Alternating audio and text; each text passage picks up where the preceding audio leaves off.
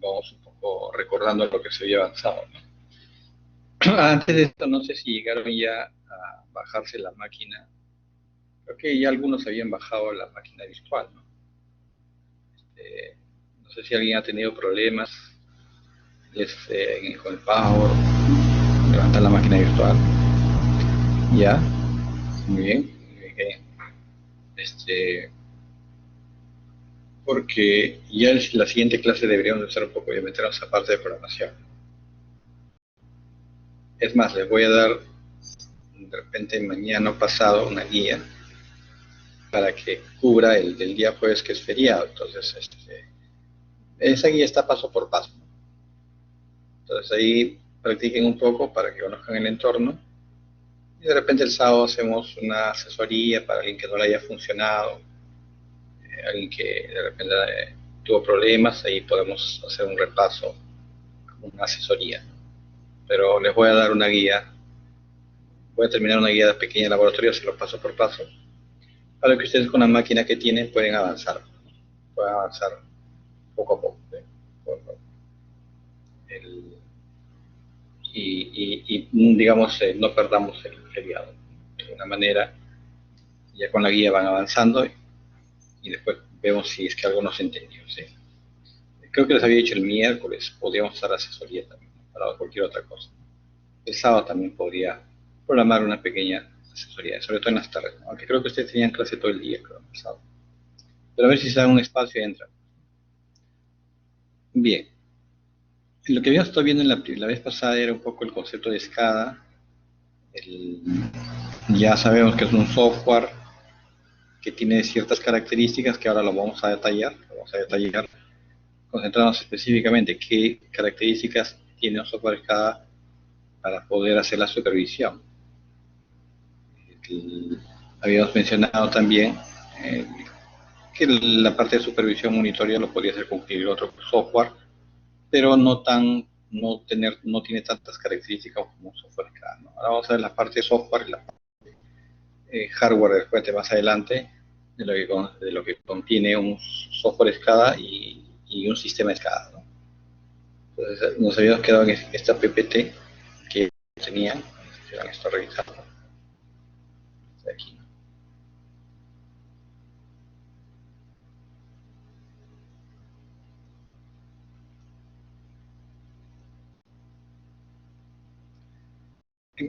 Como ya habíamos comentado, y acá está un poco más a detalle, los software SCADA o los sistemas SCADA nacen pues como necesidad de monitorear sistemas a grandes distancias. Sí, cubría grandes áreas geográficas.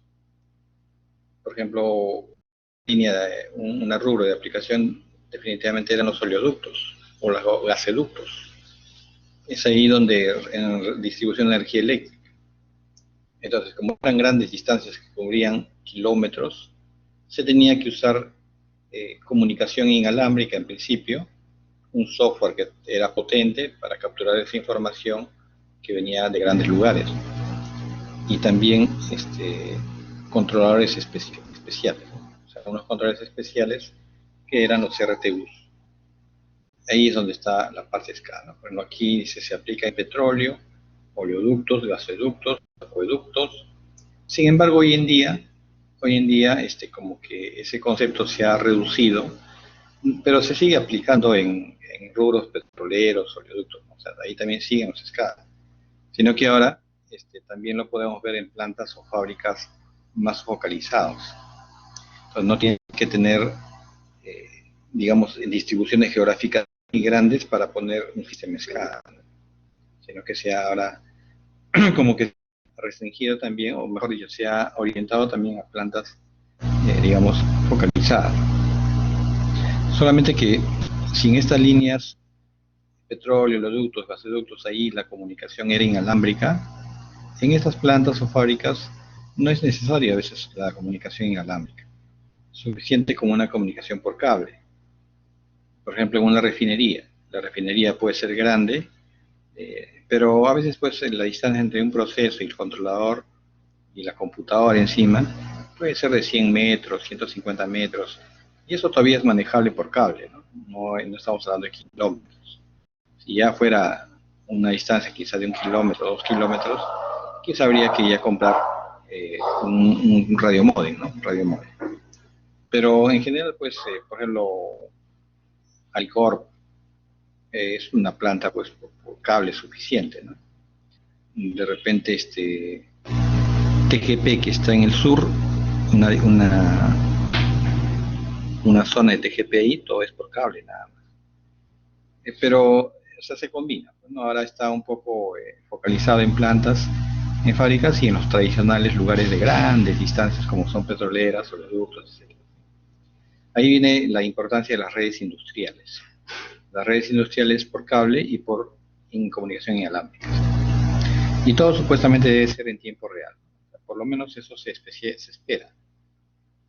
Pero a veces pues el ambiente, el entorno, podría ser que haya pérdidas de información eventualmente. Eso es común. La cuestión es que ocurra menos. Y yéndonos a un caso más extremo, por ejemplo, en otros países, cuando hacen exploración subterránea debajo del mar, también podría haber comunicación y quizá en esos casos podrían usar bandas celulares, bandas satelitales, transmitir, enviar la información a una estación central. También hay esas cosas. Por eso la telemetría, el concepto de telemetría es muy importante. Porque la telemetría es algo así como una parte de la telecomunicación en el cual hay que asegurar que la data o usar tecnologías de comunicaciones de tal manera que la data llegue de manera correcta, que los paquetes no se pierdan cada cierto tiempo, que tengan métodos de configuración adecuados, etc. Más orientado para la parte de supervisión o monitoreo de software SCADA. Antiguamente esto era un poco pobre, ¿no? Pero cada vez la parte de comunicaciones en esos equipos industriales han estado mejorando. Si yo comparo, por ejemplo, un RTU de hace 30 años, de repente su comunicación por radio no era tan eficiente como hoy en día.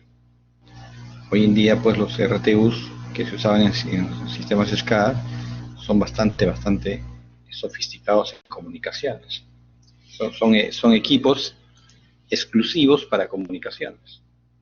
El PLC, por ejemplo, no es un equipo de comunicación en sí. O sea, la fortaleza del PLC no es para comunicaciones. Si bien es cierto, tiene comunicación por cable normalmente, pero también no es su fortaleza. El RTU, que es un equipo, digamos, de comunicación inalámbrica, ellos sí son muy fuertes en comunicación inalámbrica. Nacieron para eso. Esa es la razón de ser de ellos. Los PLCs no. Sin embargo, hoy día se combinan, ¿no? En sistemas SCADA se combinan PLCs, se usa bastante porque son baratos. Y como las distancias son pequeñas, no necesito hacer comunicación inalámbrica, por lo tanto, no necesito telemetría. Entonces lo puedo hacer por cable nada más. Es por eso que los PLCs han invadido ese campo de los sistemas, de los software, de los RTUs que antes eran para temas básicamente de grandes distancias, ¿no? Eso lo vamos a ver. Sí, Kevin, dime.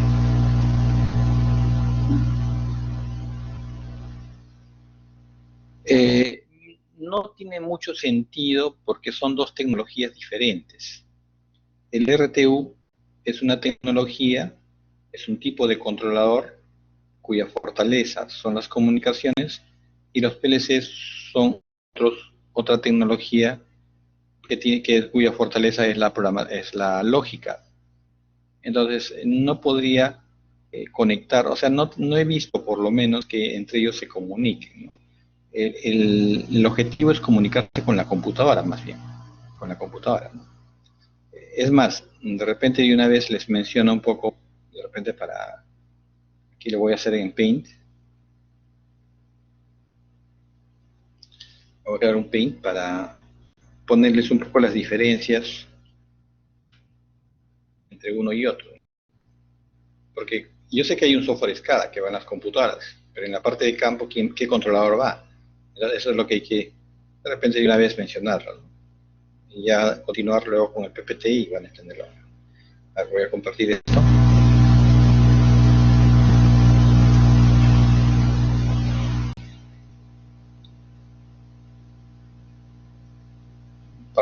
Ahí está.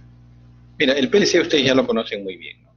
El PLC es un componente que tiene este procesador por acá, tiene módulos de entrada-salida, y así, ¿no? Ese es un PLC. El PLC, como les digo, en sí no, él no nació para... Su fortaleza del PLC no han sido nunca las comunicaciones. Su fortaleza es para hacer lógicas de control. Lógicas. En comunicaciones eran pobres, ¿no? Pobres en comunicación. Y ni siquiera hacían comunicación inalámbrica. O sea, tenían comunicación cableada, usando cables. Pero en comunicación no. De ahí ya en un momento se le agregó comunicación, la comunicación inalámbrica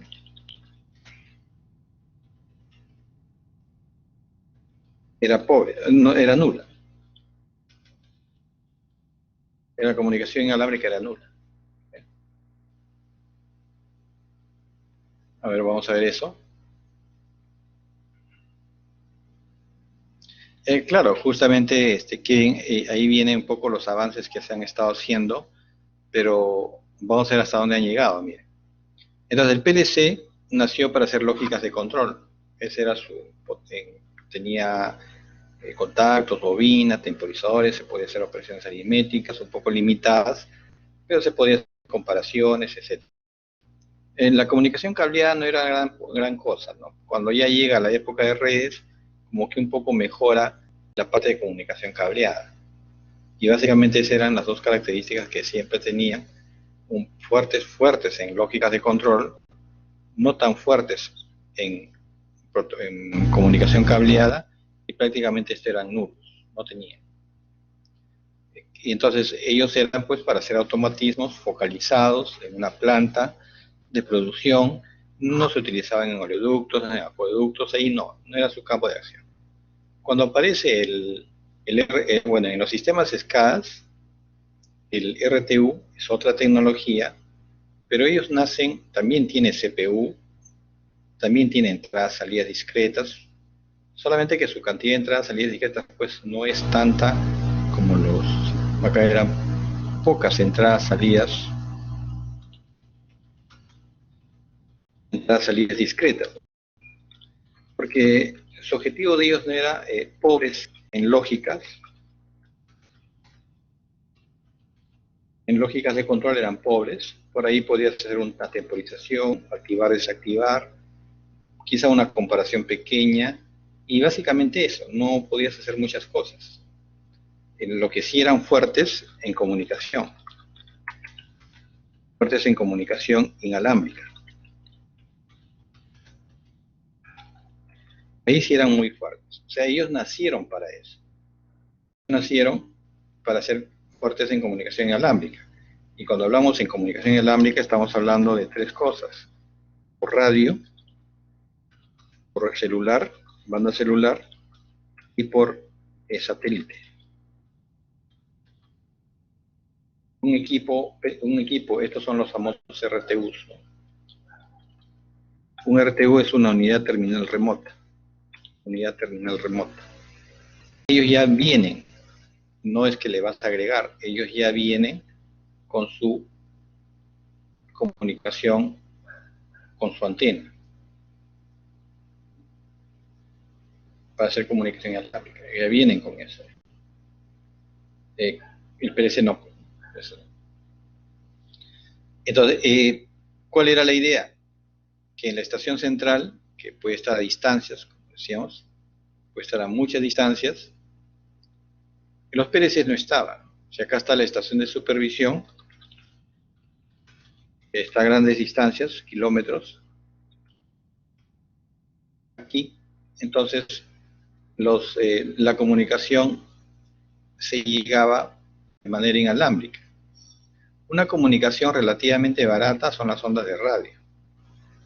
Y eso llegaba aquí con unos adaptadores a la estación de supervisión donde están las computadoras. Y acá había 10, 20, 30 kilómetros.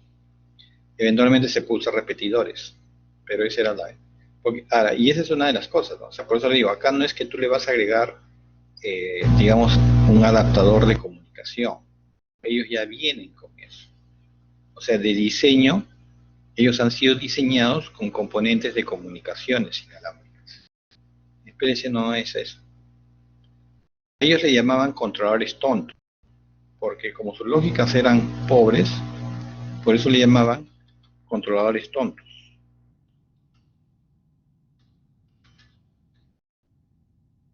Porque hacían lógicas pobres.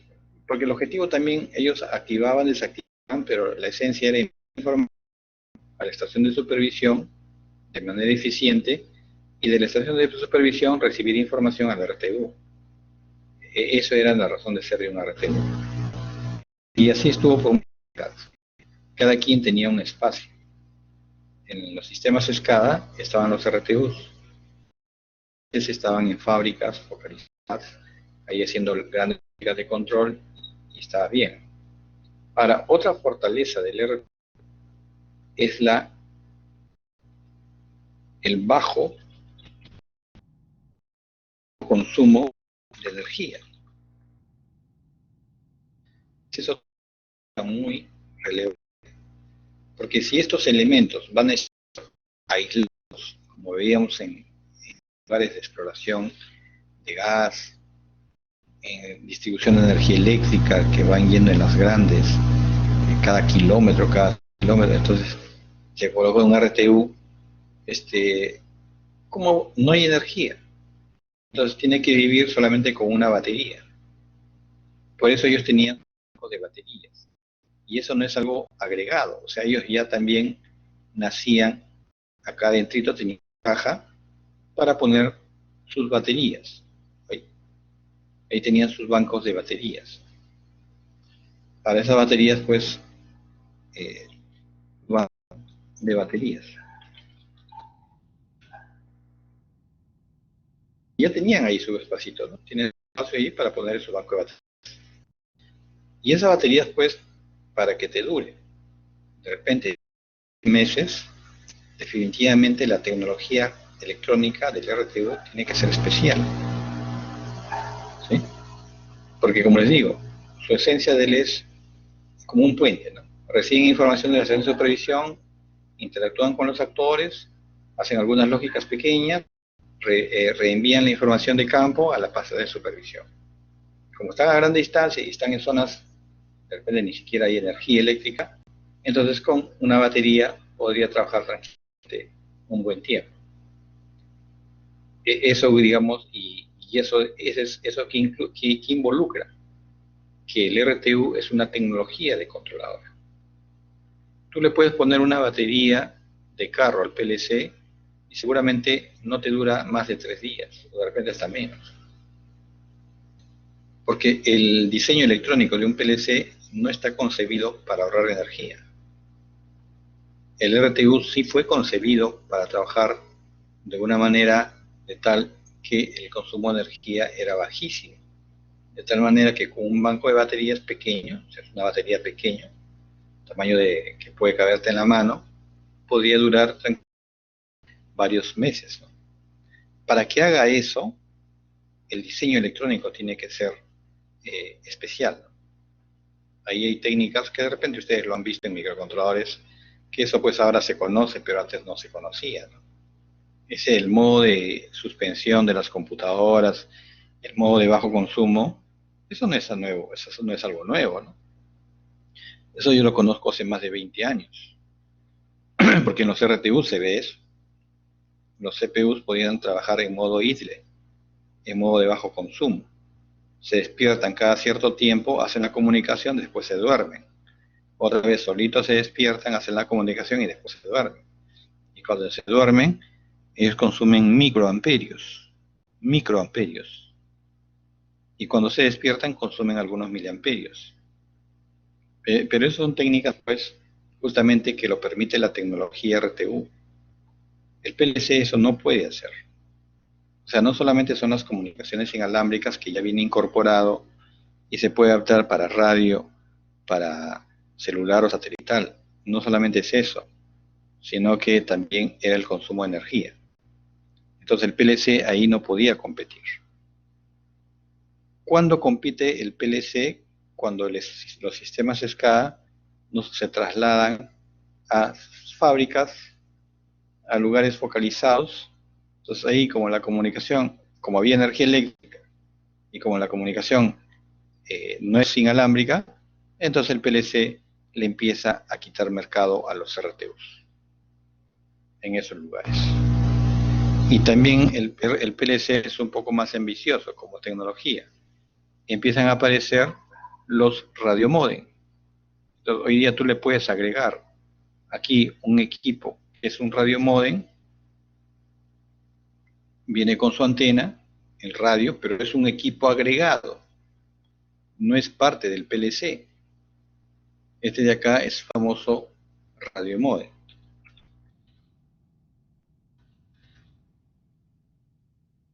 Pero igual, colocándole un radiomodem al PLC, empieza a quitarle mercado más todavía al RTU.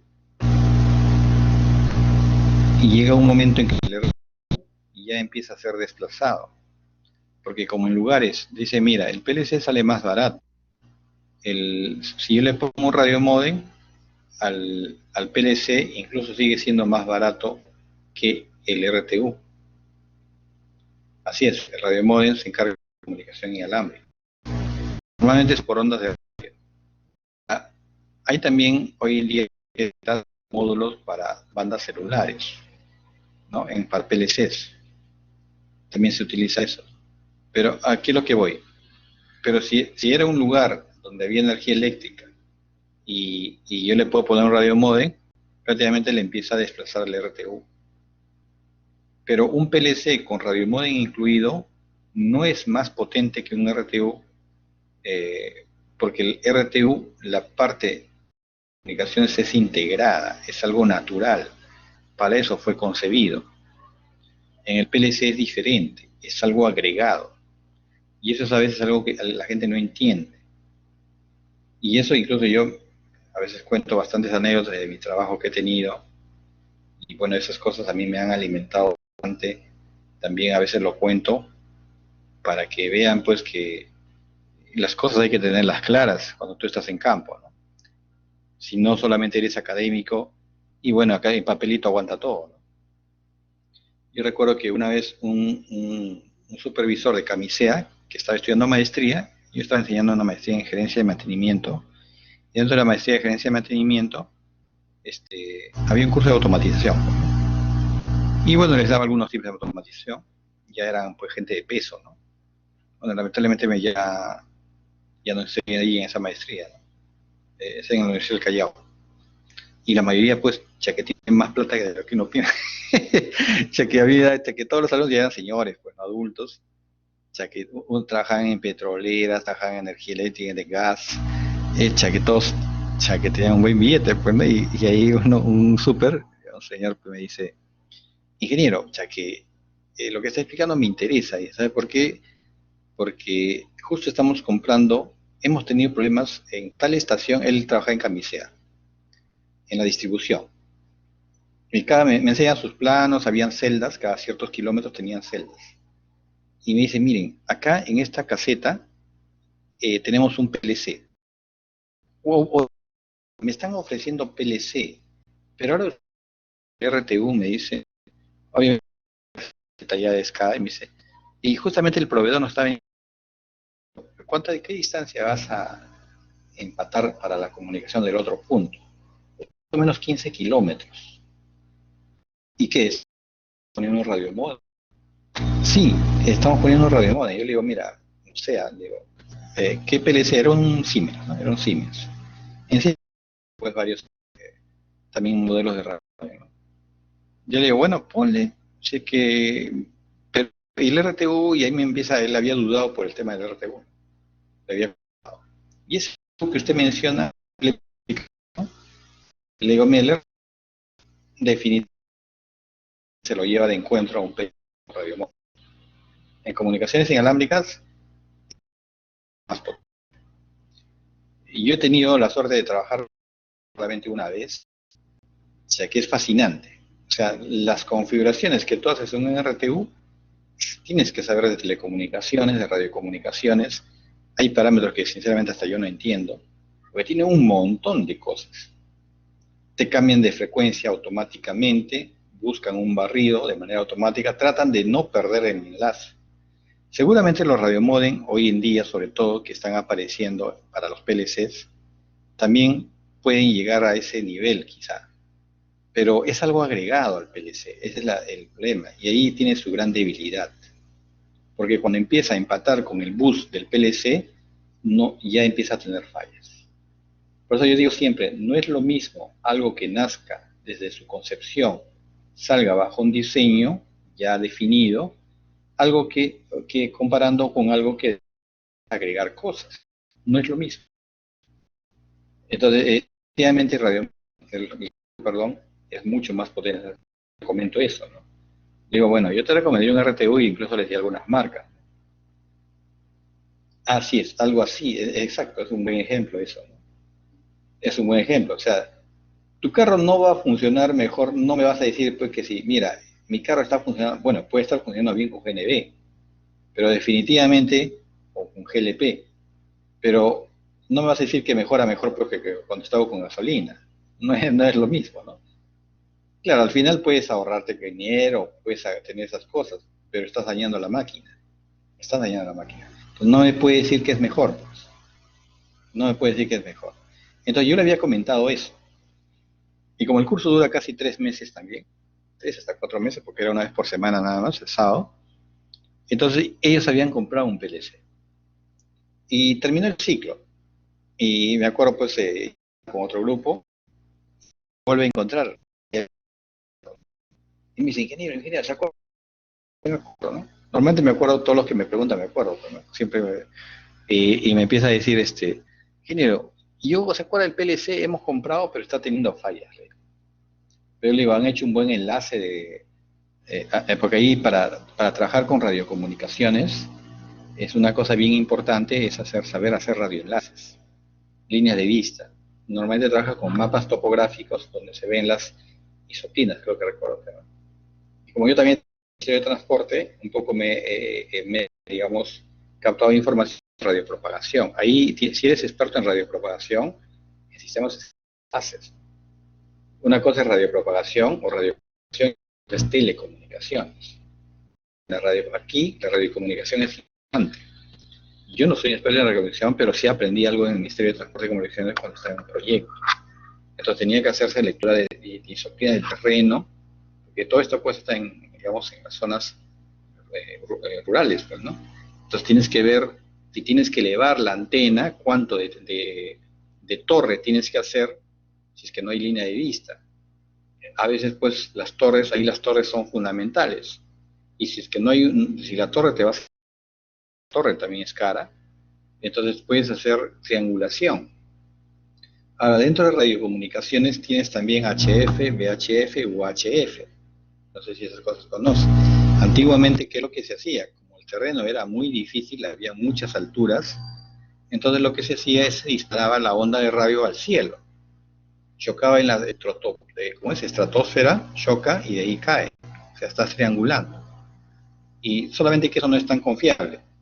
En este caso, según lo que él me mostraba, sí se podría haber línea de vista. Con 15 hasta 20 kilómetros, tranquilamente, si apuntas con una pequeña elevación, y se puede hacer un radioenlace. Y cosa que ellos lo habían hecho. El problema cuál era, que se perdía la comunicación, y yo pienso que eso era ya por la inseguridad. Podría ser, pero como esa baja, claro, cuando choca en el cielo sí, pues, ¿no? Pero eso es parte, y eso se usa por muchos años, ¿eh? Y hasta ahora se usa. En Petrobras, por ejemplo, yo he visto que se usa.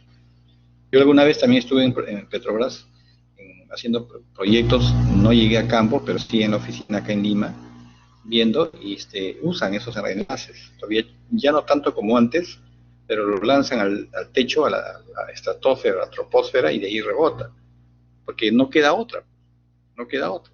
A veces pueden usar ahora internet, quizá, ¿no? Pero también internet, pues, no es algo, digamos, seguro, ¿no? Se pierde, se cuelga, etcétera, ¿no?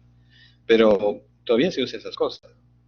Entonces, ¿qué ¿Cuál era el problema ahí? El problema es que parece que había mucha cargabilidad de tráfico, porque era mucha data que tenía que enviar, recibir, enviar, recibir, cosa que a veces las comunicaciones ahí también que hay que organizarla, que sean por paquete. Yo te envío, y después de 10 segundos, 15 segundos o 30 segundos, te envío otro paquete.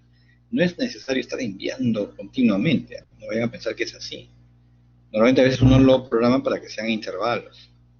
Y si es continuamente, el radiomodem se puede saturar y peor aún si no es parte, si es algo agregado. Y estaba fallando, ¿no? Él me decía que se perdía data, y está fallando mucho el PLC, que a veces no se comunicaba, tenían que resetearlo. Entonces yo le dije, yo te dije que le pongas un RTU. Y yo le recomendé Motorola, ¿no? Bueno, hay varios fabricantes, Moxa también fabrica RTUs, y le pusieron RTUs. Y después ya de un tiempo me dice, ingeniero, me dice, está bacán, ¿eh? Me dice, bacán. Y obviamente, ¿cuánto le cuesta un PLC con radiomodem? Le puede salir unos $5.000. Pero un RTU tranquilamente te sale $8.000 o más, porque era un RTU grande.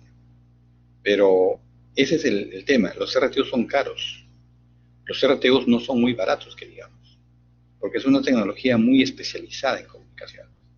Y eso es lo que no le gusta a la gente, que es caro. Por eso algunos prefieren poner RTU con su radiomodem. Si los lugares son cercanos, el ambiente es adecuado, por ejemplo, de repente un PLC con un radiomodem es más que suficiente. RTU se luce en lugares más difíciles. Y bueno, no tiene ningún problema. Es que el RTU es, pues, claro, esos RTUs que él puso, pues, ya no trabajan con banco de baterías. Ahora ya ha migrado a RTUs. También hay opciones que puedes conectarlo con fuente de alimentación de 24 voltios, ¿no? O sea, ya no solamente es que el RTU funciona con banco de baterías, eso será para zonas inhóspitas, para lugares donde no hay energía. Pero también hay la otra versión, ya, ¿no? Con línea de alimentación tranquilamente puede trabajar. Así es. Del campo, de la distancia, de la seguridad que quieres, del tráfico de comunicaciones, sí, incluye varias cosas, ¿no? Incluye varias cosas. Yo siempre le tengo, lo cierto es, no es que el PLC haya mejorado. Lo que yo te diría es que los radiomodem han mejorado bastante, bastante han mejorado los radiomodem, de tal manera que lo puedes agregar al PLC. Ahora, ¿en dónde viene la debilidad?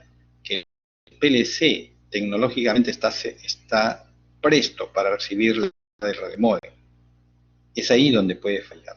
Un radiomodem, hace poco cotizamos para Acero Chilca, bueno, no hace poco, ya hace 2 años, 2, 3 años. Acero Chilcas es una planta relativamente nueva, bueno, está en Chilca, ¿no? Ahí fuimos a hacer un proyecto y ahí la distancia no era el problema. El tema era más porque como era una grúa que ellos tienen para las bolas de acero que usan en las minas, era un elemento móvil para estar recogiendo las bolas de acero que son grandes. Entonces, como el controlador va a estar ahí y abajo está la estación de supervisión, o sea, la distancia será unos 50 metros. Pero ahí no era por la distancia, era porque no puedes tener cable sobre era básicamente un eje XY, pero gigante, pues, grandote, porque la zona de almacenamiento era grande. Entonces ahí, si tú tienes cable, pues se puede amarrar y ser un problema. Más que todo ahí era por el tema físico. Y yo fui a cotizar en alembrarle un radiomodem, ya que ahí no un RTU, sino un radiomodem, porque ya tenían el PLC. El radiomodem, solamente el radiomodem, salía casi $2.500. Creo que ese era sin IGB, porque el radiomodem era un buen radiomodem, pero ahí te venden todo, o sea, te venden el adaptador de la antena, te venden la antena, te venden el protector de la antena, te venden la base, sobre el equipo en sí, sobre eso se tienen algunos elementos, o sea, es una exageración. Al final te sale carísimo, pero de todas maneras, el PLC, obviamente un radiomodem te puede costar casi igual o más que un PLC, pero junto con eso incluso es más barato que el RTU. El RTU es caro, pero pues el RTU es una tecnología fina en comunicaciones. Entonces ahí, por ejemplo, hay que tener en cuenta ese detalle, que el PLC con los radiomodem empezó a invadir el campo de los RTUs. Entonces, ¿qué hacen los RTUs en su momento? Dicen, mira, si nos están ganando mercado, ¿qué podríamos hacer para competir con los PLCs? Entonces dicen, mira, si nosotros somos pobres en lógicas de control, vamos a agregarle, y eso no es un drama, porque el hacerlo más potente, sí, le aumentan un poco más de entradas, salidas, pero donde más se concentran es en las lógicas de control. Dicen, nosotros vamos a tratar de agregarle, y eso es más que todo programación. No tienes que hacer un cambio dramático en el diseño físico. O sea, no pierden su esencia. Entonces, las pobres lógicas de control, entonces empiezan a ser ya no tan pobres, ya no son controladores tontos. Ellos pueden hacer, hoy en día, pueden ser algoritmos tan sofisticados o lógicas tan sofisticadas como el PLC.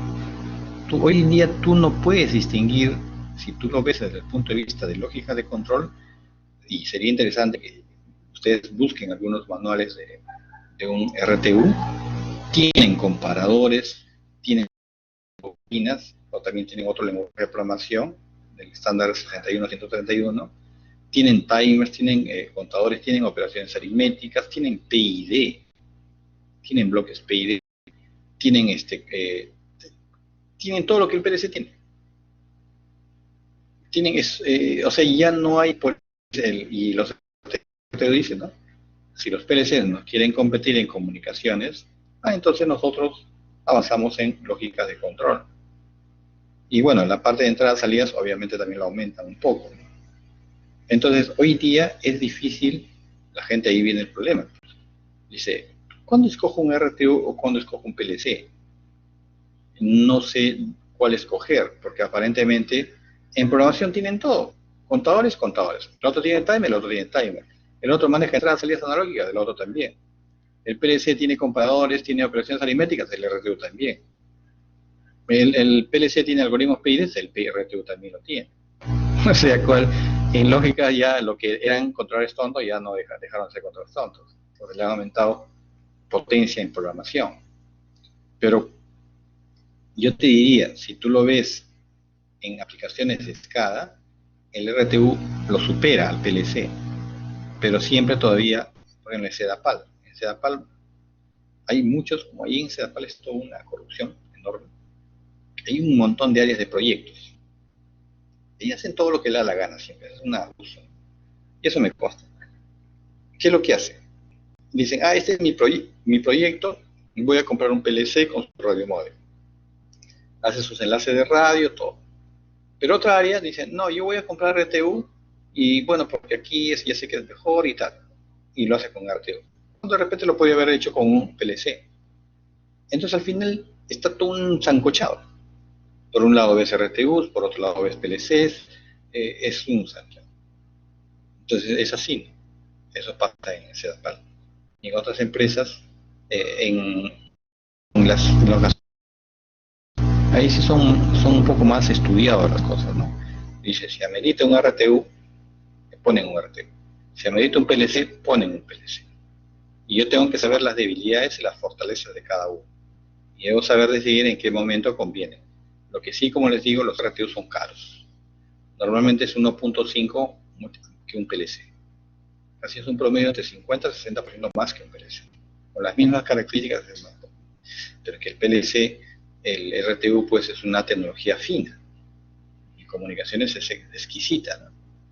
Tiene muchas cosas y te asegura.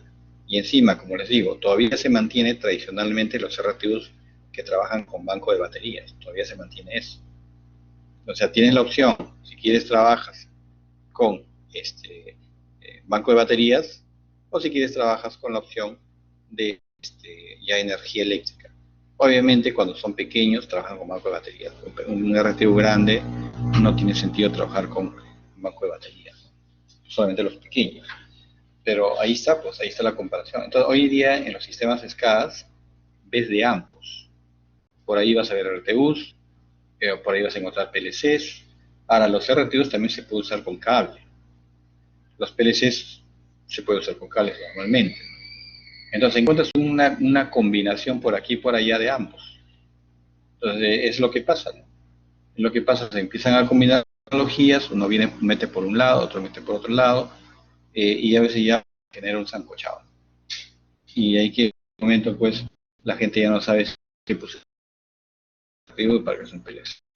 Y así están, pues, y así están. Los dos están compitiendo en el mercado. Los dos compiten en el mercado en sistemas de escala, ¿no? Pero esa es la idea, ¿no? Antes el PLC no estaba en la parte de supervisión, no estaba en la parte de escala, era el RTU. El PLC le ha quitado mercado al RTU. Pero el RTU, para no quedarse atrás, como le decía, ha mejorado su capacidad y dice, mira, también puedo trabajar puedo ser más grande físicamente y puedo manejar más cantidad de entradas y salidas y soy potente en programación. Y físicamente, pues, si yo pongo aquí, vamos a buscar aquí un RTU. Ahora en Alhambra, en Siemens hay Radio Modem, ¿no? Aunque ellos también, RTU, este, a ver, Motorola. Motorola son,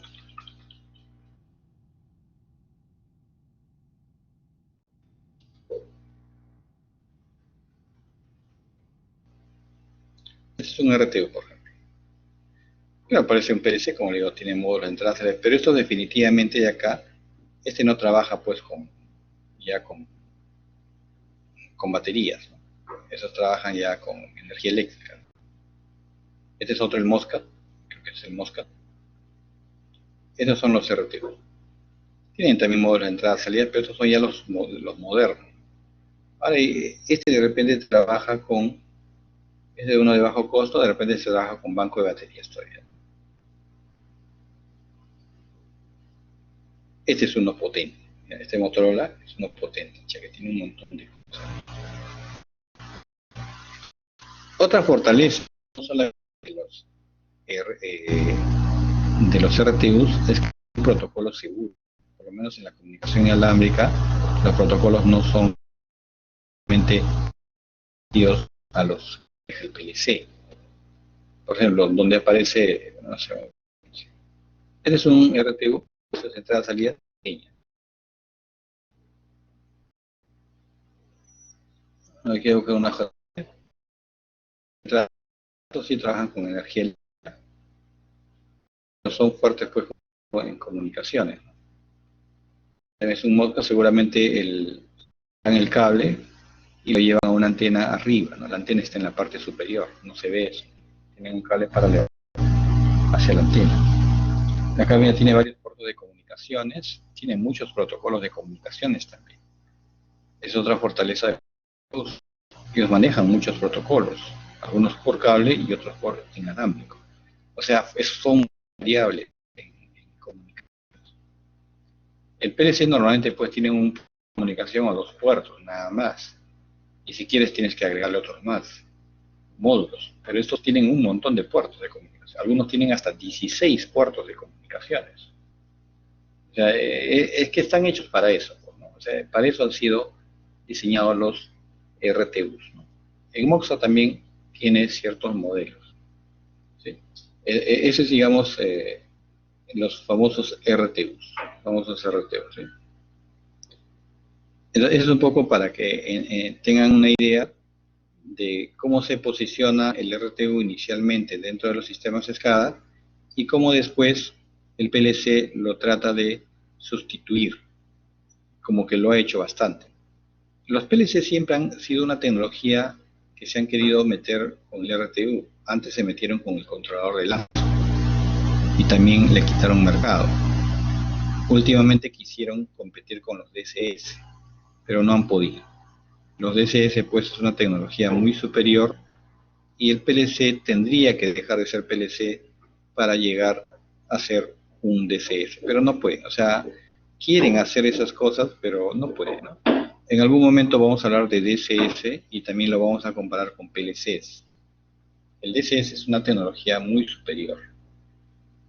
No puede, o sea, por lo menos le quitó mercado a los controles de lazo, le quitó un poco de mercado a los RTUs pero no ha podido hacer más el PLC. Ya está restringido en desarrollo. Lo que han agregado son algunas cosas más de velocidad, capacidad de comunicaciones, pero más que eso no. Entonces, los sistemas SCADA son eso. Ahora se aplica, como ven, a partes más a nivel de fábrica. Acá, si la vez pasada hablamos un poco de jerarquización cliente-servidor, el SCADA en sí es cliente-servidor por el lado de las computadoras, pero por el lado de controladores tenemos arquitectura maestro-esclavo. Y sería esa arquitectura. O sea, hay que diferenciar jerarquías.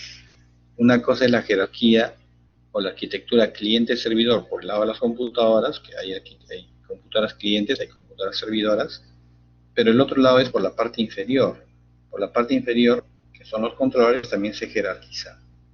Normalmente puede haber un PLC o RTU maestro y puede ser PLCs o RTUs esclavos. Incluso a veces un PLC puede ser maestro de RTUs o un RTU puede ser maestro y los esclavos son PLCs. Por ese lado sí se podrían comunicar. Sería necesario en ese caso, sí, ahí sí sería necesario que ellos se comuniquen, pero a veces no es muy común. No es muy común que un RTU, perdón, que un PLC sea maestro, pero podría serlo, y que los RTU sean esclavos.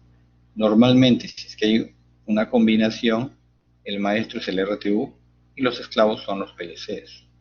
Pero en general tratan de mantener PLCs maestros esclavos y RTUs maestros esclavos, pero no quita de que puedas combinar si es que fuera necesario, ¿no?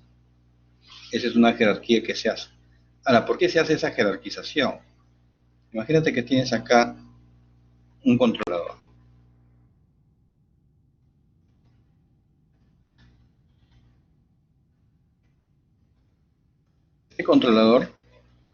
Este controlador va a transmitir de repente 10 estados de entradas, pongámosle 10 acumuladores de timers, va a transmitir 5 datos de counters, va a transmitir de repente información de 15 estados de sensores y va a transmitir 20 estados de actuadores. Suponiendo que fuera esa es la data que él va a tener que transmitir. Entonces, yo podría tener acá otro RTU, de repente solamente va a transmitir esto, de repente 18, y así. Entonces acá tendría otro RTU,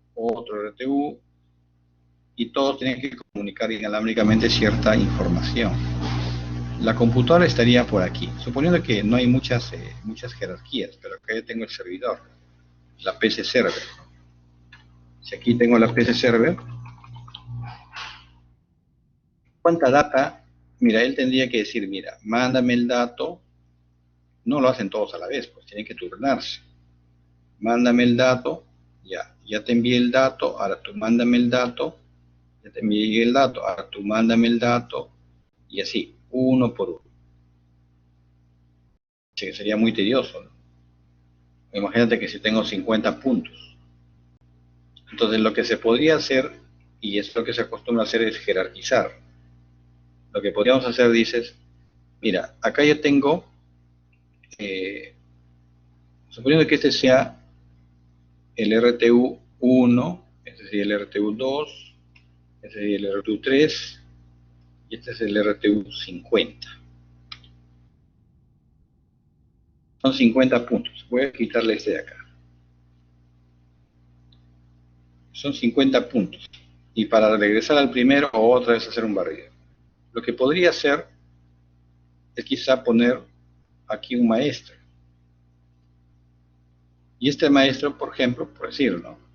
Él se va a comunicar aquí con una red con él, y de repente es una red por cable. Y de aquí es inalámbrico. Si eran 50, ahora ¿cuántos el la computadora ya no se comunicaría con los 50. ¿Cuánto más o menos saldría? Si tengo varios maestros, él sería un maestro, acá sería otro maestro, acá sería otro maestro, ¿no? Vamos a poner así. Si antes eran 50 puntos, ahora estoy formando una celda, este sería más celda, estoy formando una celda de 4. Esta sería una celda de 4. Entonces tenía más o menos 12 celdas. 12 por 4, 48. Claro, aquí estoy poniendo de 3 solamente por el espacio, pero normalmente podría ser de 5, 6 o 7. Entonces, si suponiendo que sean 12 celdas, 12 por 4, 48, bueno, sobreviven 2, por ahí se puede armar una tercera, 13 celdas, pero serían 13 puntos para comunicación con el servidor, ya no serían 50 puntos. O sea, solamente tendría que abrir una conexión. Cuando abro una conexión de acá a acá, ya me mandó datos de 4 puntos, de 4 nodos. Abro otra conexión de aquí a aquí, en esa conexión tengo datos de 4 más. O sea, solamente en 2 conexiones ya tendría información de 8. Pero en el otro caso, si eran individual, abro una conexión de un dato, cierro la conexión, ahora tengo que abrir otra conexión para el otro dispositivo. O sea, 50 veces. Abrir y cerrar son 100 veces. O sea, es un problema. Por eso ahí hay que jerarquizar el tema de maestro-esclavo. Esa justamente es la idea de hacer jerarquías, y eso es importantísimo, ¿no? Más allá de que tengas RTUs o que la comunicación sea por cable, porque este de acá puede ser por cable, no necesariamente inalámbrico, ¿no? Es lo que hicieron hace un buen tiempo en Camisea, pues. ¿Cuándo ha sido eso? 2015, 16. No me acuerdo exactamente, 16 o 17 ha sido. En Camisea hicieron eso justamente, ¿no? Camisea tenía un desastre, tenían PLCs 200, 300, 400, 1200 de Siemens. De Alembra tenían el SLC 502, 503, el Compagloy, tenían de otra marca. O sea, era un conglomerado de PLCs. Entonces, ¿qué hicieron ahí Emerson? ¿Qué hizo Emerson? Y yo estuve viendo ese proyecto porque eso lo desarrollaron una chica ecuatoriana, un costarricense, ecuatorianos, un chileno y 2 argentinos, lo recuerdo. Y ellos lo estaban haciendo en una zona donde yo estaba, ¿no? Hicieron ese proyecto. Claro, no era un gran proyecto, pues, bueno, era un gran proyecto por la envergadura, pero en sí que no era difícil, ¿no? ¿Qué hicieron ellos? Tenían que jerarquizar toditos los dispositivos, desde abajo. Estos controladores manejan tal protocolo, se van a unir aquí y aquí hay un maestro. Pero ese maestro puede ser el esclavo, tengo varios maestros, pero esos maestros son esclavos de otro. Empezaron a armar toda una pirámide. ¿Y quién era el maestro final? El DCS, el Delta V de Emerson. Ese era el maestro. O sea, son controladores potentes, ¿no? Pero ellos hicieron, ¿no? Empezaron a ordenar toda la data, ¿no? Es un proyecto, pues, grande por la cantidad. No es difícil, obviamente hay un trabajo ahí, pero eso lo hicieron extranjeros de Emerson. O sea, Emerson tiene acá su gente, ¿no? Pero normalmente no lo dejan que hagan peruanos. No dejan que hagan peruanos, siempre, lamentablemente, dejan que hagan gente extranjera. Y yo les veía, pues, que como hacían, y yo también programaba, pues, DCS, ¿no? Y ella decía, che, ¿y por qué no lo hacen los peruanos, no? Yo no trabajo para Emerson, ¿no? Pero veía cómo lo hacían. Pero a veces uno se pone a pensar, yo creo que un peruano lo podría hacer tranquilamente. Yo conozco gente de Emerson, ingenieros de la uni, jóvenes, que han sido mis amigos, o tenemos cierto grado de amistad, son muy buenos, muy buenos. Sin embargo, la empresa no los deja que hagan ellos. Siempre lo hacen gente extranjera, sobre todo de Argentina. Porque Emerson creo que en Sudamérica está en Argentina, la sede principal. Bueno, serán experiencias, ¿qué será? Pero es lo que hicieron, pues empezaron a jerarquizar maestro esclavo, hasta llegar a una principal, o 2 o 3 maestros principales, que eran los DCS, los famosos, el Delta V, de Emerson, ¿no? Y es así como ha quedado, ¿no? Y ese es para software de supervisión, para hacer todo un sistema SCADA. Ese justamente es lo que se acostumbra a jerarquizar, ¿no? Eso es importante, ¿no? A veces uno no jerarquiza porque sí tiene que hacerlo, ¿no? O sea, porque quiero ahorrarme controladores, no es por eso, es más que todo para organizar la data. Uno necesita data que es importante para las comunicaciones. Entonces, esa jerarquización es maestro-esclavo. Ahora, también podría ser un maestro-esclavo por otro motivo, ¿no? No siempre por SCADA. Por otros motivos, podrían ser servomotores, ¿no? Si yo tengo un servomotor de 6 o un sistema de 4 ejes, 6 ejes, bueno, podría tener varios esclavos y un maestro. Pero ahí no lo hago con objetivo de SCADA, lo hago con objetivo de control. Aquí está más o menos una arquitectura, más o menos como les comentaba, ¿no? Mira, acá tengo componentes, aquí abajo tengo componentes que están bajo protocolo DeviceNet. Armo una celda DeviceNet. Este controlador entra DeviceNet y aparte que hace control, maneja lógicas de control, también puedo armar una red de protocolo ControlNet. Acá también tengo pequeñas celdas de sensores actuadores para este controlador. Esas son entradas, salidas remotas que también tienen ControlNet. Entonces empiezo a armar, acá se pega o se acopla un panel operador y tengo una red acá arriba de ControlNet. Entonces esta es otra celda pequeña. Módulos de entrada, salida remota, los famosos I/O que le llaman los I/O, un controlador y un panel operador. Están en ControlNet. Pero eso vienen a unirse, a formar con este controlador y con este, forman otra celda. Pero es otra jerarquía ya. Ellos vienen a ser los esclavos de él. Este es el maestro de todos ellos. Pero él también es el maestro de estos controladores que están bajo el protocolo de H+, Data Highway Plus. Es un protocolo ya viejo, que ya no se usa mucho, pero lo manejaba Lembrel. Y protocolo RIO, Read Input Output.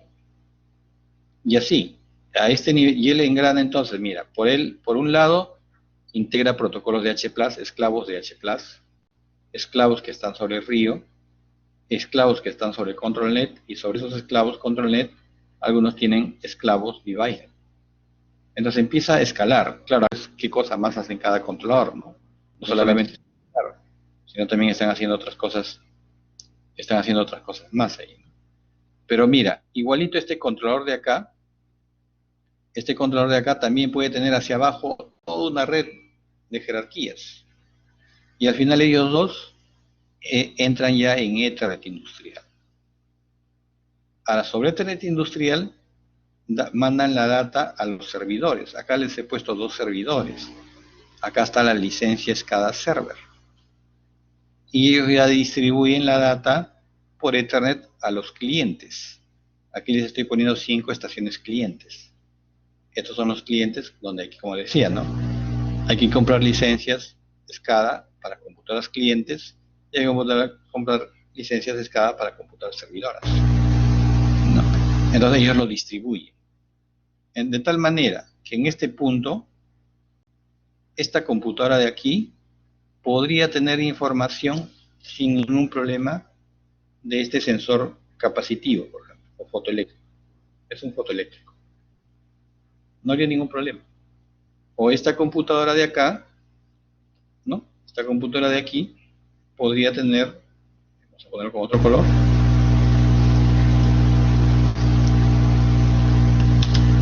podría tener la información, si es que ese fuera el objetivo, podría tener información de este motor o de esta bomba. Toda la información fluye hasta llegar al servidor y el servidor ya los distribuye a los clientes. Si yo quiero prender a apagar a este motor de acá, simplemente presiono aquí un botón y el motor se apaga. Ahora, más allá de que sea ahorita cableado, podría ser inalámbrico, eso es irrelevante, o sea, eso simplemente es la comunicación. La comunicación, una vez configurado, es transparente por SCADA. Esa es una arquitectura, viendo un poco más las jerarquizaciones, los protocolos que pueden haber. Ahorita todo es cableado, ahí se puede combinar con inalámbrico, o sea, pueden ser. ¿Sí? ¿Se entiende, jóvenes? ¿Alguna consulta? Siempre tienen que tener en cuenta que ahorita están en un nivel superior, están ya en el nivel de integración. Así flexible, o sea, no hay ningún problema. O sea, no es que, y eso vamos a experimentar nosotros cuando empecemos, lo borré. Por ejemplo, si este de acá, esta es una bomba, en mi pantalla puede aparecer la bomba, pero la bomba también le puede aparecer a él. De repente acá lo apaga, él pone on o lo prende, pone la bomba está a funcionar, pero está funcionando, él ya debe reflejarse inmediatamente en la otra computadora que está funcionando. Entonces, si él desea, lo puede apagar, y le pone off, y bueno, la bomba se apagará, y eso se va a reflejar acá en el dibujito, en la parte gráfica se va a ver reflejar que se ha apagado, o sea, no hay ningún problema. No es, a salvo que por temas de privilegio, y hay una parte en la cual uno tiene que, en el momento de que tú hagas una integración, tú tienes que conversar con el jefe de proyecto y decirle, a ver, ¿qué privilegios quieres que tenga tu personal? Todos van a ver la misma pantalla. O sea, yo puedo hacer, por ejemplo, les cuento en TGP. En TGP yo creo que hice más o menos pantallas, 80 ventanas. Promedio, creo que un poquito más. Eran 80 ventanas. Para el jefe de proyecto le decía, a ver, este cliente, ¿qué quieres que vea? A de las 80, ¿qué debe ver él? ¿A qué le has encargado a él? Y él decía, mira, él debe ver la sección tal de ventiladores, de chiller, esto y esto. Él debe tomar la decisión, es su responsabilidad. Ya, dale 5 pantallas donde está esa información. En el otro operador, ¿qué es lo que va a hacer? No, mire, él solamente viene de noche, trabaja turno noche y debe tener acceso a tal cosa. Que también podrían ser algunas que el otro también lo ve. Para algunos le pueden privilegios de observar, otros de manipular. O sea, ahí eso es toda una organización de la información. Justamente esas partes se hace es como un sistema en red. Es como te dan privilegios hechos, para eso tú te logueas, tienes que loguearte y con ese tiene que estar registrado todo lo que uno va haciendo en la escala por tema de seguridad. ¿Cuánto demora hacer el actuador la acción que se manda desde el cliente? En teoría debe ser pues cuánto demoras tú transmitir un archivo por correo electrónico, ¿no? En principio debería, a veces cuánto es, 2 segundos, ¿no? Acá debería ser quizá más o menos por ahí, dependiendo también de la distancia. Si es una red LAN, no debería demorar mucho. Debería ser quizá al instante, ¿no? Normalmente casi imperceptible, ¿no? Ponle un segundo. Pero a veces si es que no está bien diseñado tu arquitectura, y eso a veces pasa, teniendo una red LAN, demora pues 4 segundos, cosa que no está bien. Entonces ahí habría que ver por qué se está retrasando. No necesariamente es por la parte de comunicaciones, no es por la parte del medio, podría ser por el programa, que tu lógica no está bien, se está enfrascando, se está encajando en una lógica, en un bucle retardado. O sea, la velocidad no está definida solamente por el medio de comunicación.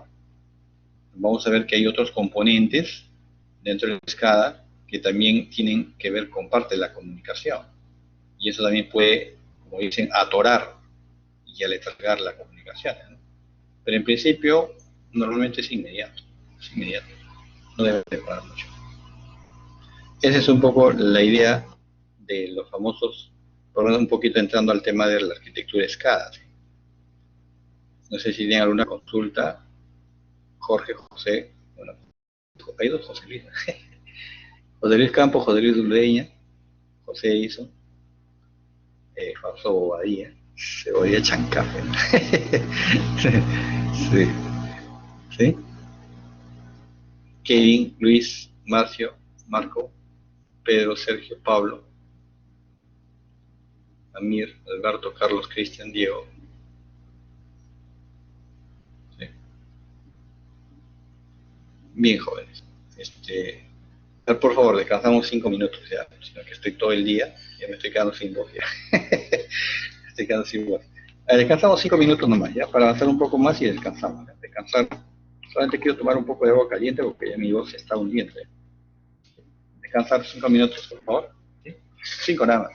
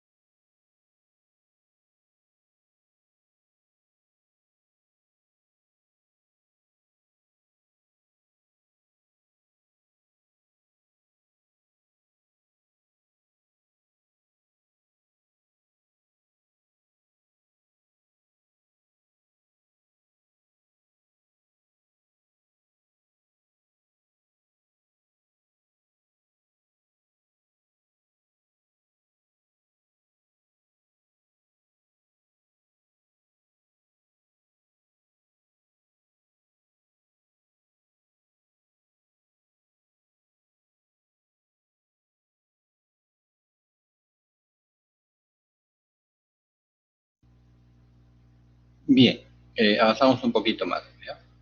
El, a ver, entonces, acá, por ejemplo, si ya pueden un poco percibir, ¿qué pasó? Se cortó. Ya pueden percibir, a ver, que pues las redes industriales es fundamental, ¿no? Por eso una parte sustancial, relevante e importante es conocer redes industriales. Si uno no apunta hacia entender, conocer bien las redes industriales, como que va a quedar un poco hueco, ¿no? Vacío.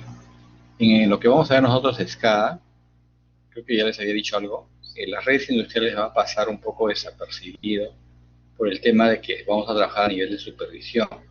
Partimos de que ya hay una estructura abajo planteada, pero ahí hay todo un trabajo que tiene que haber hecho, unir un protocolo con otro, comunicarse entre PLCs, eso ya es tema de redes industriales.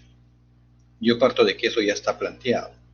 Entonces yo me concentro solamente en cómo jalar la data o cómo enviar datos, cómo recibir datos, pero esa ya es la parte de supervisión. Pero sin la red pues no se puede hacer mucho. Toda la red, acá tienes que saber integrar todas esas cosas. Creo que ya me dijeron que algunos está bien llevado redes industriales, ¿no? Creo que algunos habían estado llevando, o creo que iban a llevar, o ya habían llevado. Entonces eso ayuda pues por lo menos a entender algo. No sé hasta qué punto llegan en redes industriales aquí en el curso, pero es importante, ¿no?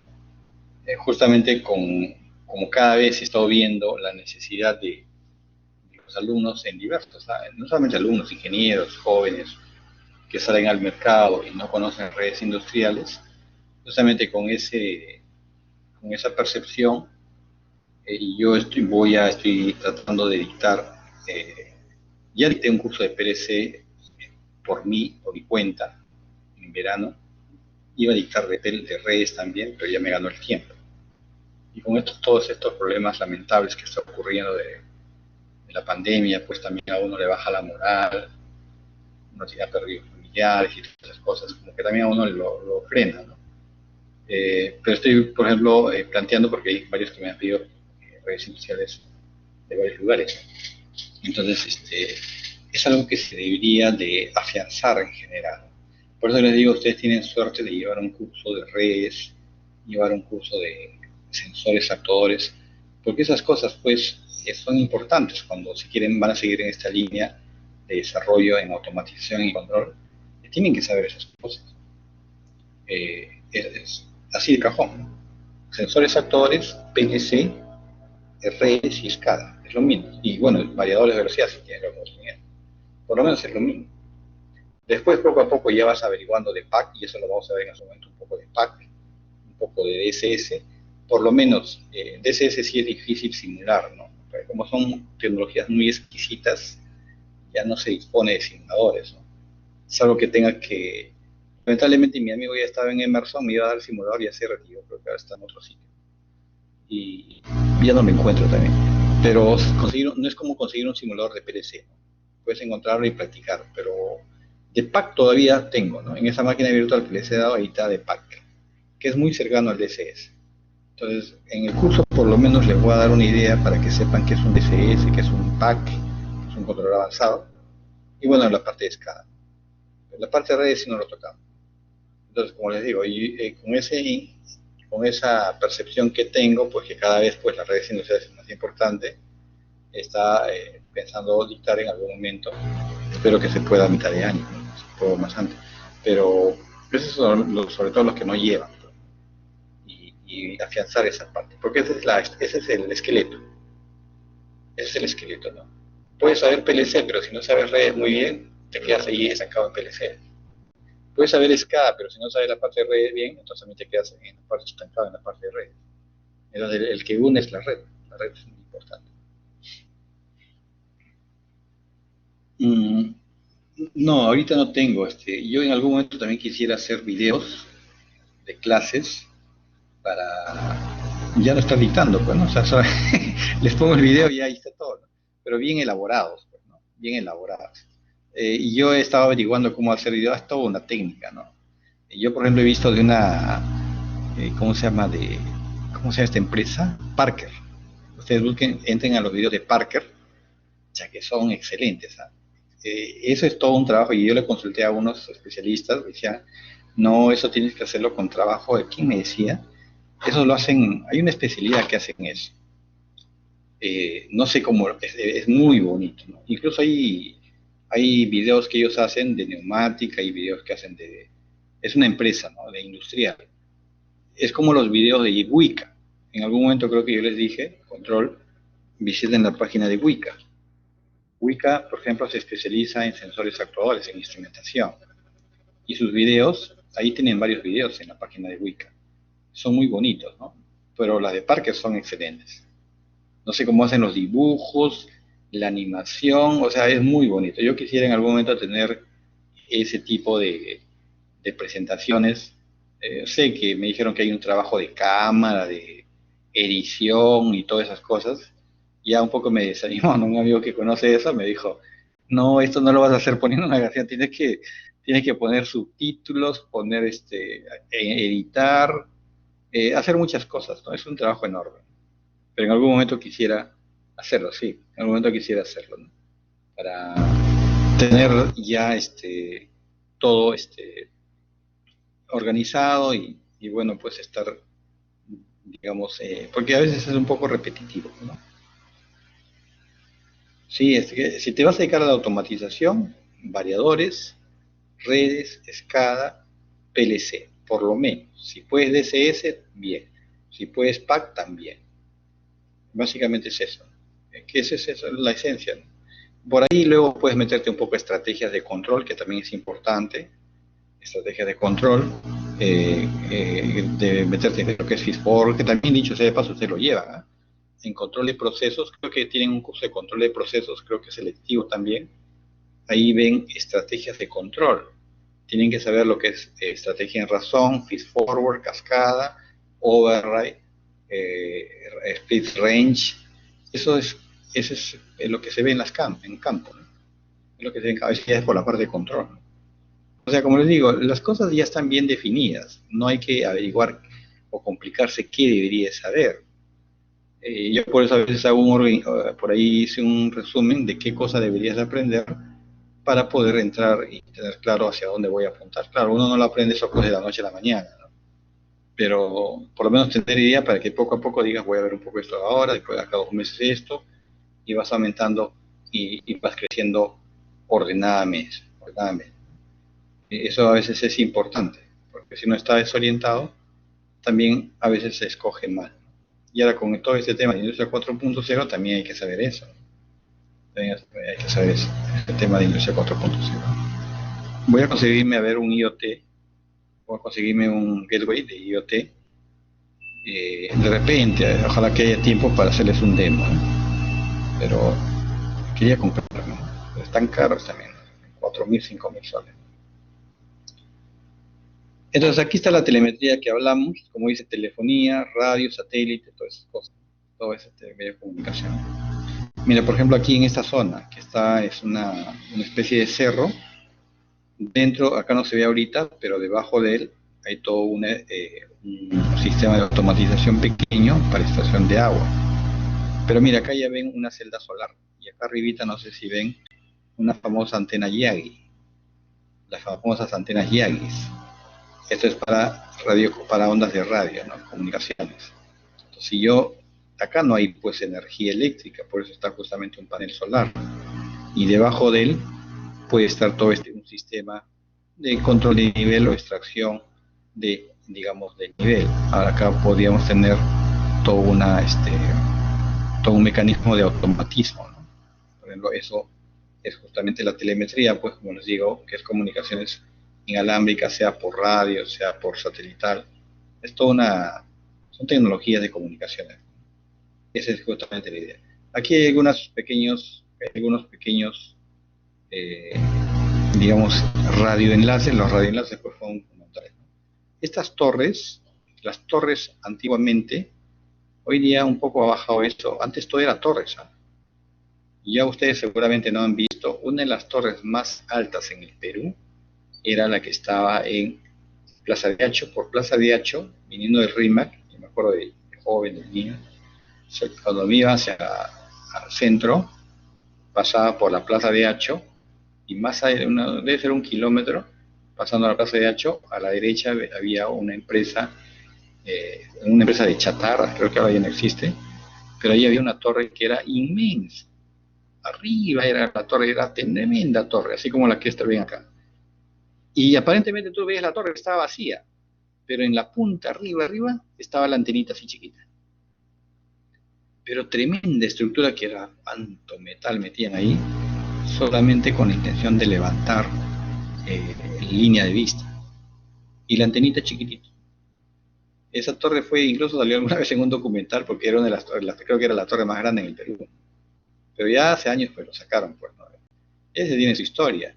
Pero la antenita era chiquita, solamente para tener una línea de vista.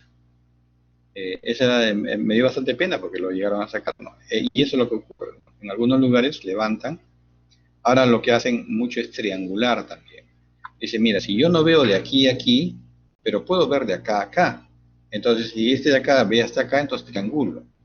Mando aquí y de aquí para allá.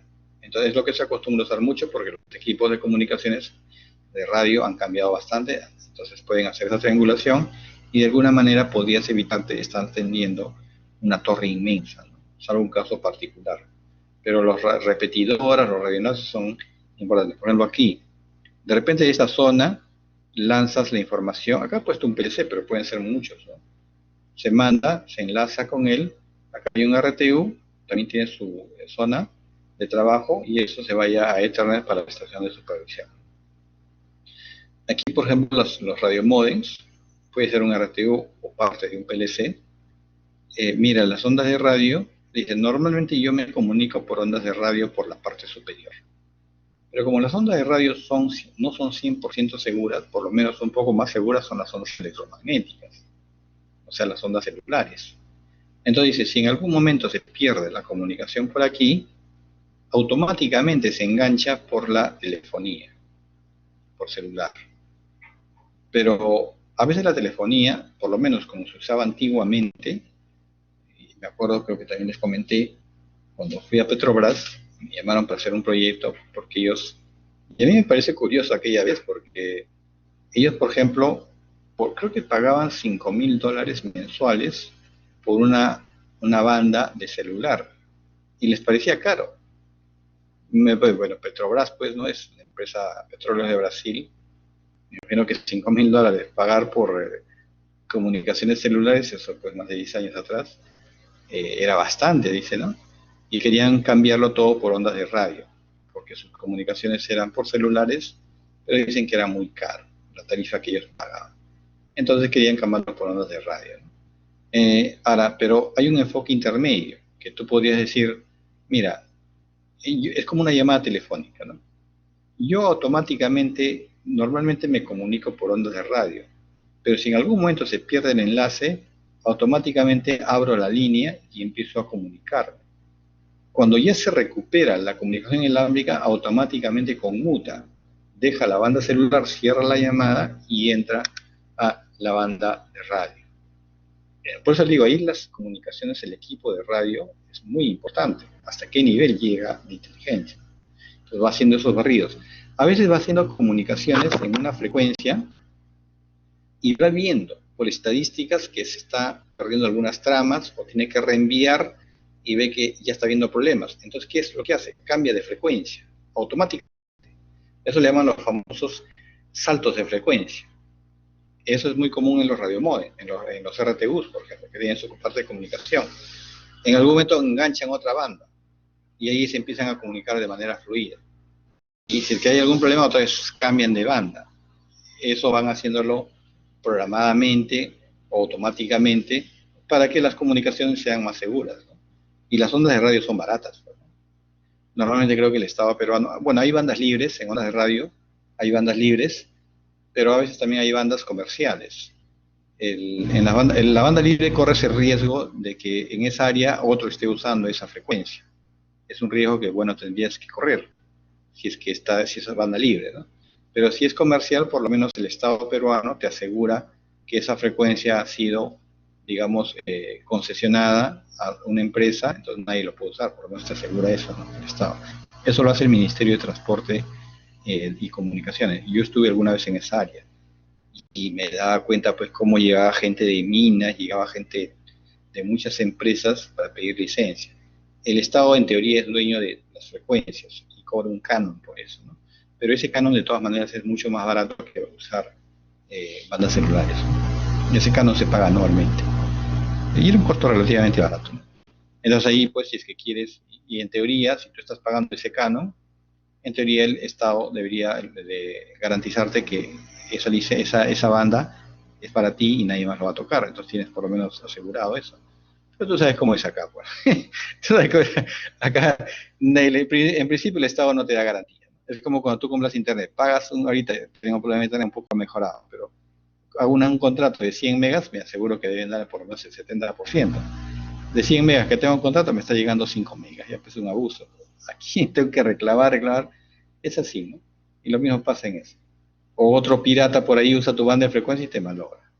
Pero por eso a veces la gente a veces dice, no, mejor compro un radiomodem de bandas libres. Y eso hay que tener en cuenta. Hay radiomodems o RTUs que usan bandas libres. Y a veces todos se alegran, banda libre, ya no tengo que pagar nada. Pero ten cuidado, pues. Porque en esa zona nadie te garantiza que de repente hay otra empresa que está también usando esa banda, ¿no? Esa frecuencia, entonces podrías tener problemas, ¿no? En todo caso, estar cambiando y estar atento a eso, ¿no? Hay que tener mucho cuidado en ese aspecto. Acá también hay otra red, otra integración. Por ejemplo, acá tengo PRCs o RTUs, se comunica, llega a un router, a la parte de SCADA. Por acá hay otra acumulación de sensores actuadores con RTUs o PLC, llega y se van integrando, ¿no? Hasta que llega a una estación central. Ahora que de ahí posteriormente se vaya yendo a una red WAN, de repente internet y esas cosas, bueno, ya, si tienes la data pues en la oficina de ahí lo puedes mandar a donde quieras, ¿no? Y bueno, acá hay algunos ejemplitos, siempre las ondas de radio pues es, hablar de SCADA, estás hablando de ondas de radio. Primero de comunicación inalámbrica, y las ondas de radio es lo primero. Ahora que puedes usar bandas de celular, o puedes usar de repente satelital en algunos casos, también es útil, ¿no? Solamente que el satelital pues es más caro, ¿no? Pero es eso, ¿no? Esa es la esencia de un sistema SCADA, ¿no? Bueno, acá hay ejemplos. Mira, este es un RTU que tiene varias funcionalidades, ¿no? Puede acceder remotamente, hace puede funcionar como repetidor también, o sea, no solamente él recibe información, sino en algún momento puede autoconfigurar solito, puede funcionar como repetidor, o sea, no solamente envía datos, sino también puede ser como un puente, ¿no? O sea, tienen esas opciones, ¿no? O sea, tienen muchas cosas de comunicación, ¿sí? Aquí, por ejemplo, hay una triangulación, ¿no? Exagerada, ¿no? Y claro, acá lo pongo de manera exagerada, digo, el centro de supervisión está aquí. Acá tengo unos procesos de una zona, acá tengo otros procesos, y bueno, no hay línea de vista. ¿Qué es lo que podía hacer? Es tratar de que mis radiomodems se enlacen como le llaman, store and forward, que él dice, recopila la información y lo retransmite acá. Entonces estoy triangulando. Claro, acá lo estoy poniendo en la punta del cerro, es una forma de decir, de ponerlo, para ver que si no hay línea de vista, tengo que buscar un punto de enlace, ¿no? Eso justamente es una forma de superar la parte de las antenas. Esos son, los equipos permiten eso, ¿no? Igual acá, mira, acá dice, normalmente por radiofrecuencia lo mando aquí, pero si en algún momento por acá se pierde, lo que puedo hacer, y de acá llega acá. Pero lo que podría hacer, dice, mira, hago otro enrutamiento, por seguridad. También podría mandar la misma información por acá, y llega aquí. Ya sería piña que los dos enlaces fallen, ¿no? Pero por lo menos encamino dos rutas, ¿no? Digo, por este lado se va, pero también se puede ir por este lado. Entonces, si uno falla, el otro entra automáticamente. Entonces, los dos son por ondas de radio. No estoy combinando radio y celular. Pero son ya esquemas que tú puedes ahí planificarlo, pues. Pero definitivamente tienes que conocer el área geográfica tienes que conocerlo. Por eso a veces, y tienes que saber de radiocomunicaciones, que no es difícil, ¿no? Puedes aprenderlo ahí un poco de enlace de radio. O en todo caso también te puedes apoyar con gente que conoce enlace de radio. Hay gente que conoce enlace de radio y no saben nada de SCADA. La cuestión es que te garanticen un enlace de radio adecuado. Para eso tú puedes darle la información, mira, yo requiero esto, cómo lo vas a encaminar. Tampoco hay que ser un genio. Claro, ellos la parte técnica pues ya lo pondrán a punto. pero tú tienes un criterio pues para decir, mira, y no habrá, y podría ser acá, y podrías poner repetidor acá, crees que es conveniente lo que está diciendo, uno dirige más o menos eso. Pero aquí, por ejemplo, yo tengo un amigo que cuando yo trabajaba en el Ministerio de Transporte, que comenzó en un proyecto nacional, justamente técnico, pero ya tenía un amigo que ya trabajaba años ahí, y era uno de los que conocía más del tema de radiopropagación. Todo lo que es radiocomunicaciones era muy bueno. A mí me sorprendía, ¿no? Y, bueno, él tenía años, pues, ¿no? Creo que todavía sigue ahí. Pero yo le decía, pues me están pidiendo para un proyecto de escala a un especialista en radio, le decía. ¿Y por qué no vas? Le digo. Pero él lo malo que era muy chupado, pues eso es malo también, ¿no? A veces uno puede saber muchas cosas, pero él se chupaba mucho. Y yo le decía, ahí tranquilamente, por esa asesoría te cobras unos $2.000 en menos de una semana. Así pagan. Pero él no iba. Yo decía, pucha, yo quisiera saber todo lo que tú sabes, yo voy. Lo que pasa es que yo no soy especialista en radio, conozco algo de radiocomunicaciones, pero no soy un especialista. Pero él sí, porque él conectaba años y había hecho enlaces, había sido antenero, como le decían antes, había sido antenero, se había subido a antenas. O sea, es toda una historia, ¿no? Pero él no quería hacer eso. Él estaba tranquilo ahí en el Ministerio de Transporte y Comunicaciones, pero no era de lanzarse, ¿no? Pero ahí, por ejemplo, él era muy bueno, ¿no? Uno de los pocos que conoce. ¿Dónde aprendes eso? En el Ministerio de Transporte y Comunicaciones, la parte de radiopropagación, que es, como les digo, diferente a las telecomunicaciones. Acá hay un caso práctico, pequeño, de, por ejemplo, en Beijing, en lo que sería Sedapal, equivalente a Sedapal, ¿no? Ahí hay una empresa que distribuye agua, como dice, trata de asegurar 0.3 megapascales para entregar flujo confiable a los hogares, negocios y fábricas.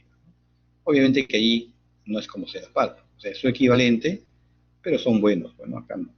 Aquí ponen un famoso RTU este RTU de aquí, si no me equivoco, es en MOPSA. Mira, tiene comunicación GPRS, o sea, banda celular, tiene 4 entradas analógicas, 8 entradas salidas digitales y 2 salidas tipo relé. Y no necesito más. Normalmente trabajan con banco de baterías, porque ¿qué es lo que quiero hacer con él? Distribuirlo en toda la ciudad de Beijing y hacer esta red de supervisión. Porque ellos dicen, mira, lo que yo quiero medir en un punto es la presión, de repente el flujo, y básicamente eso. Por ahí activar y desactivar una cosa. No necesito manejar mucha data. La fortaleza está en las comunicaciones aquí. Y pueden poner lo que acá en Lima llamamos las troncales, ¿no? Creo que no sé cómo se llama, troncales creo que le llaman. Pueden poner en esos puntos estratégicos para monitorear la presión, el flujo, y todo lo comunican por bandas celulares a la estación central. Entonces ellos aseguran, si es que en algún momento, ahí no tiene que estar como lo que ocurre a veces aquí, los pobres ciudadanos tienen que estar llamando a CEDAPA, a Fonoayuda, no sé cómo se llama, y ya sí vamos a ir, muchas veces se demoran que vayan. No, ellos automáticamente detectan, mira, acá cayó la presión, ya, inmediatamente están mandando a su gente. No es que tienen que llamarle a un ciudadano, nada, porque tienen monitoreado los miles de puntos en todas las ciudades. Ahí, por ejemplo, y esto lo hacen por bandas celulares, ¿no? Usan GPRS, ¿no? Claro, esa es otra cosa, ¿no? Que, como le digo, acá también se puede hacer, ¿no? Tanto dinero que gasta Sedapal. Nada. Esa es un poco la idea. La parte ya de software es esta de a partir de aquí, ya es conocer un poco las características software. Y quizá esto lo vamos a ver, yo les voy a dar una guía, como les comentaba, como el jueves es feriado, les voy a dar una guía de repente el miércoles para que vayan avanzando poco a poco, lo que haríamos el jueves. Lo van avanzando jueves o viernes. La guía va a estar paso por paso, un poco para familiarizarse con el software, con el InTouch. ¿Ya? Van a conocer algunas características del software, van a saber cómo crear un panel, cómo crear una variable, una ventana, etcétera. Es una guía pequeña, lo que íbamos a hacer el jueves. Yo se lo voy a tratar de dar el día miércoles. Quiero arreglarlo un poquito más y se los envío el miércoles. Y el sábado hacemos una asesoría y les voy a mandar por correo la hora. Si es que tienen dudas o no les funcionó o algo que no entendieron de la guía, puedo programar una asesoría en el sábado de repente a las 7, quizá a las 8 de la noche o quizá también en la mañana. de repente en dos horarios, ¿no? Para los que puedan en la mañana y para los que puedan en la noche.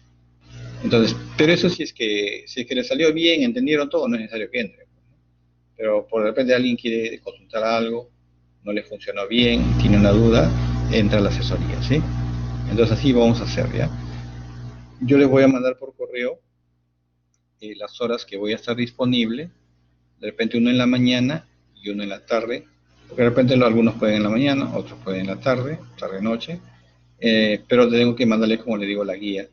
Y si tienen problemas de instalación, del, yo me imagino de descarga, de lanzar el software, me avisan también, pues, ¿no? El jueves o viernes, para que no se atrasen y puedan estar avanzando, ¿sí? Y ya la siguiente semana vamos avanzando un poco de programación, ya vamos viendo bueno, algunas cosas, poco a poco, ¿sí? Bien, jóvenes, no sé si tienen alguna consulta, alguna duda.